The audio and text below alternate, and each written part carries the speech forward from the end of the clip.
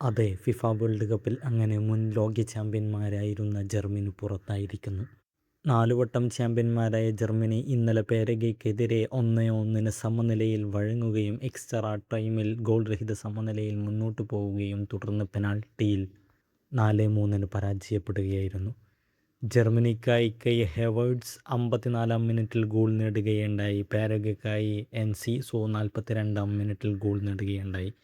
വളരെ മനോഹരമായി കളിച്ച ജർമ്മനി പെനാൽറ്റി ഷൂട്ടൗട്ടിൽ പുറത്താവുകയായിരുന്നു. കളിയിലെ ആധിപത്യം മുഴുവനും ജർമ്മനിക്ക് തന്നെയായിരുന്നു. ജർമ്മനിക്ക് വേണ്ടി കിമ്മിച്ച്, മുസ്ലിയ, അതുപോലെ അമേരി ഗോൾ നേടിയപ്പോൾ പുറത്തേക്ക് പോയത് ഹേവേർട്സ്, വോൾമെയ്ഡ് ആൻഡ് ടാൻ്റെ ഗോളുകളായിരുന്നു.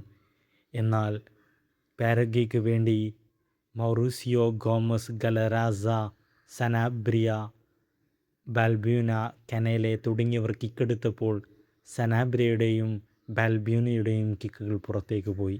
അതോടെ പെനാൽറ്റി ഷൂട്ടൗട്ടിലും ആദ്യ 5 കടന്ന് 6ാമത്തെ കിക്കിലേക്ക് പോവുകയും അതിലാണ് വിധി നിശ്ചയിക്കുകയും ചെയ്തിട്ടുള്ളത്. തീർച്ചയായും ഒരു അട്ടിമറിയിലൂടെ പാരഗ്വെ വേൾഡ് കപ്പിൻ്റെ റൗണ്ട് ഓഫ് 16ലേക്ക് കടന്നിരിക്കുകയാണ്. സ്പോർട്സ് വിശേഷങ്ങളുമായി വീണ്ടും വരാം. Thank you.